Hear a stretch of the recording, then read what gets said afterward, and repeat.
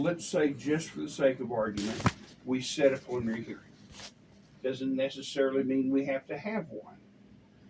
Let's say that we get the video, we look at it, I go and talk to the DA, show the video. The DA might say, yeah, you're right, and case goes away. Or we set it, and then the DA kind of looks at it and says, well, maybe we don't have a perfect case. Tell you what I'll do. I'll drop this down to X, Y, and Z. And I'm not telling you should take that kind of a deal, but sometimes they'll offer reduced charges that don't involve anything that's really going to harm you except a fine. And again, I'm not telling you to do that if it's offered. Now, let's say that we don't set a preliminary hearing, just set a waiver date. In that sort of a case, that doesn't mean that we can't back up and set a preliminary hearing. So let's say that we set a preliminary hearing waiver, 60 days down the road, 30 days down the road, something like that. And then we get the video and we decide, yeah, you're right, we need to set a preliminary hearing. Then we can still set a preliminary hearing. Not after we waive it, but before we waive it. In other words, if we set a waiver date, okay. That's not so extend it, just kind of put it out there till we get all of our information. And sometimes I do that because there are limited numbers of court reporters that are available, and sometimes we irritate the judge by setting a lot of preliminary hearings and then not doing them. So sometimes I will set a waiver date that's out a ways, where that we can get all the evidence, look at it, and then if we decide that we want to do a preliminary hearing, we can still set that. Because, if let's say, just for the sake of argument, we set a preliminary hearing on August 1st, and come, July 15th, we decide, we need to set it. Then we can just change that date to some other date that's a real hearing and a preliminary hearing. Okay? Now, let me tell you about a preliminary hearing. I don't know if you've ever had a felony before, but a preliminary hearing is not a trial.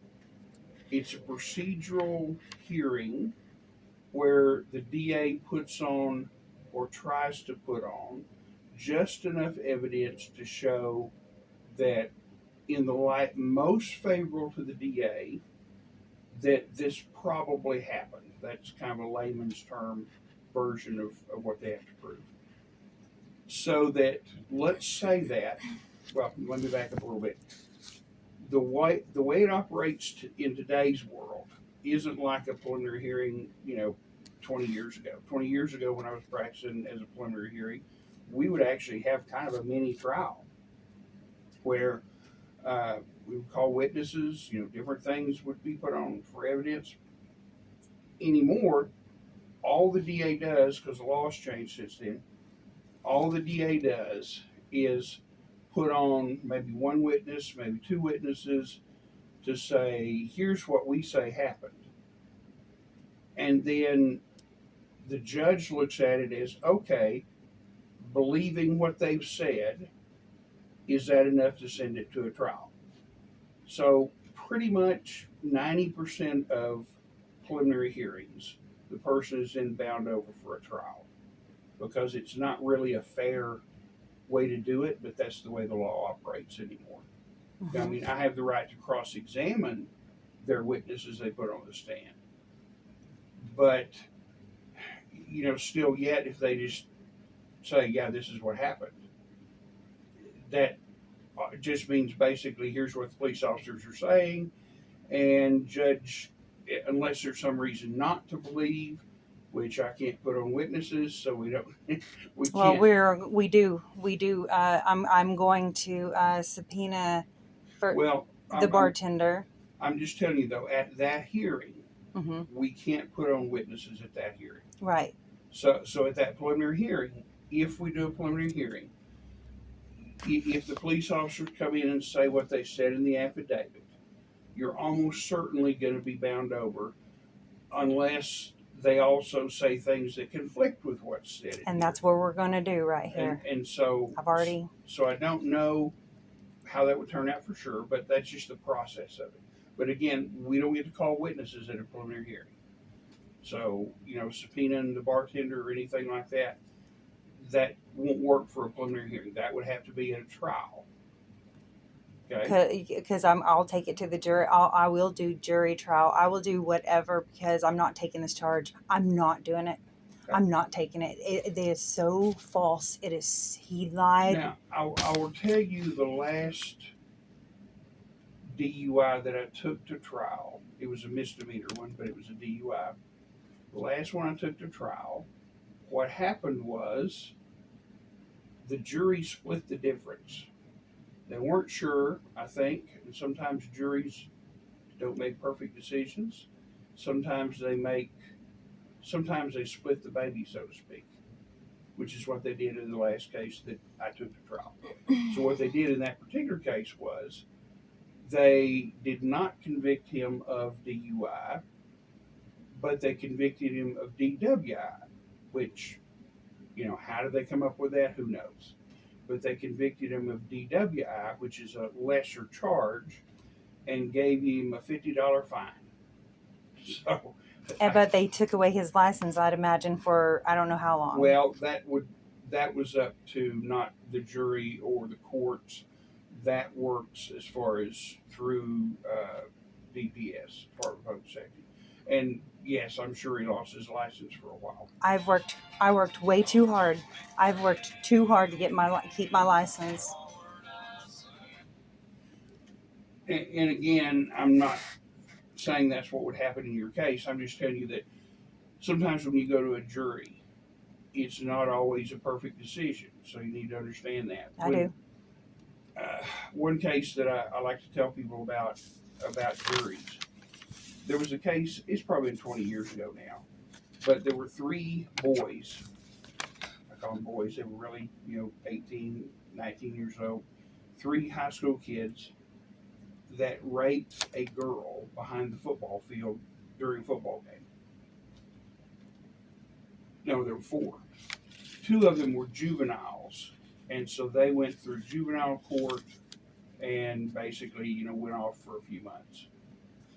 The 2 that were 18, or one of them might have been 17, but old enough to charge an adult, it was pretty common knowledge, and even the evidence that was presented, a lot more evidence was against one than the other one. They went to jury trials, separate jury trials. The one who was, in my mind, obviously guilty, and everyone thought he was guilty, the jury acquitted him. The other gentleman, who it was, in my mind, kind of questionable, they convicted him and gave him 25 years. So I just don't want you to think that you go to a jury and automatically they make the right decision. Because I've always been afraid of that in the first place, but I'm not anymore. I'm 100%. I'm getting my stuff together. I'm working on this. You can read just the first couple of pages there. I'm going to subpoena the bartender. He did not smell alcohol. I know for a fact he did not smell alcohol. I know it's his word against mine. The bartender since this time, this date. I have.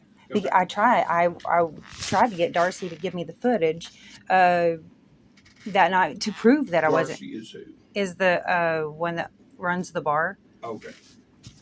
Is that the bartender? Or? No, she's just the one that runs the bar. She has for a long time. Okay. But they have diamond tables. I don't know if you know much about pool billiards. I used to play pool. But I shoot competitive. I'm in it. I'm competitive. Okay. And pool, well, you'll read it, but Darcy won't give me the footage.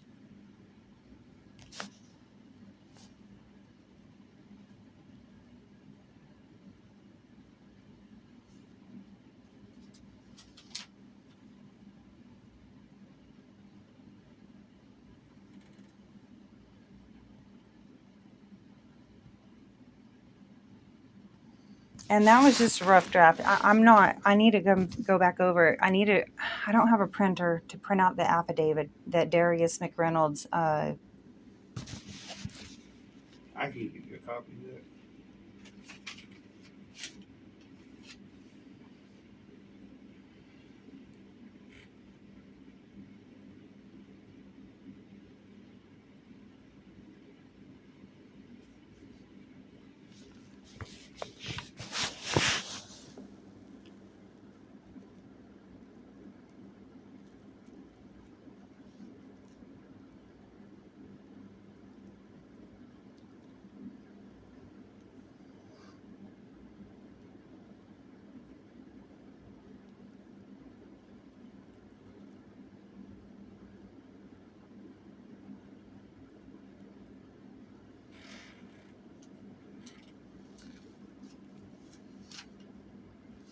You don't have to read. Like, there's one page you probably shouldn't read. I just wanted you to kind of read about my opinion about my pool shooting and what I do. It it's a precision. It's a precision sport. I don't go to get loaded. I'm taking care of my mom. She's got stage 4 cancer. That morning, that next morning, I've been working on the plumbing at the house that I'm living at because it's just been a mess. But that very morning, my plan was to go and fix the plumbing or go get a setup to install in the shower, and then get my. I had to be at work.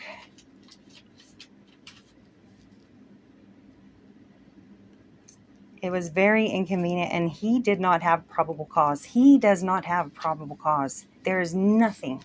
It's not. It's not. He doesn't have he doesn't have a good probable cause. Just because he says that I swerved within the line, but everything's changed up from what I read at first, and then everything seems like it's different. Because he said that he pulled me over because I stopped twice at a stop sign. Well, I don't know if you're familiar with 6th and Main, but that because I live on 5th and Ash. What is Love Zone? Second Street. So 5th Street, and then 6th Street, where the Goodwill used to be, the old Okay. Goodwill. So that big building there, and then there's another big building on the other side of the road. Is that 6th or 5th? Oh, well, 5th is over here. 6th is where the Goodwill is. Okay. And I take 6th because it's just when I come off of Highway 7, then I just take 6th Street because I don't have to wait on the red light. It's just the way I've always taken. And at that intersection, I'm a careful driver. I don't have wrecks. And I don't just stop. And then if there's anything that I feel like is obstructing my view, to make sure that there's no bicyclist or anything like that coming, it's safe. There's no crime against stopping twice at a stop sign, but it's not even in there anymore. It's like he totally did away with that.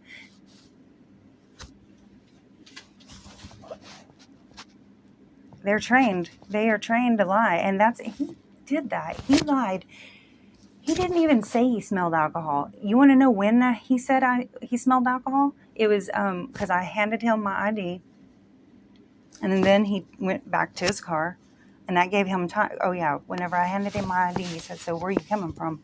And I didn't think that I needed to lie because I knew that I was fine. I knew that I was fine. So I give him that information and my ID, and then he comes back and he says, "I smell alcohol, very strong." And I said, "No, you don't. It's not possible because I'm not drinking." And he just said, "Well, something about the test or something." And I said, "Where's that? I see it. If I had that affidavit."